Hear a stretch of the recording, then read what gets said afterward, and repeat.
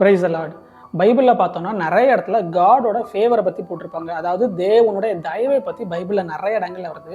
So தேவனுடைய தயவை பற்றி நம்ம அதிகமாக தெரிஞ்சிக்க வேண்டியது, அதை உணர வேண்டியது வந்து ரொம்ப அவசியமாக இருக்குது. ஏன் அப்படின்னா, ஆண்டவருடைய தயவை நம்ம அறியும் போது தான் நமக்குள்ளே இருக்கிற இந்த துர்க்குணங்கள் அப்படிங்கிற நெகட்டிவ் கேரக்டர்ஸ் எல்லாம் நம்மளை விட்டு போகும். அந்த வசனத்தை நான் வாசிக்கிறேன். 1 பேதுரு 2வது அதிகாரம் 1வது வசனம்.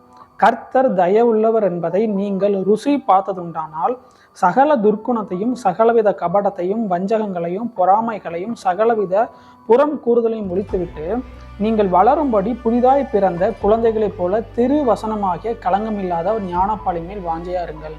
ஸோ இந்த வசனம் சொல்லுது, நம்ம ஆண்டவருடைய தயவை ருசி பார்த்துட்டோம்னா நமக்குள்ள இருக்கிற சகலவித துர்க்குணங்களும் நம்மளை விட்டு நீங்கி போகும் சொல்லி எழுதியிருக்கிறாங்க.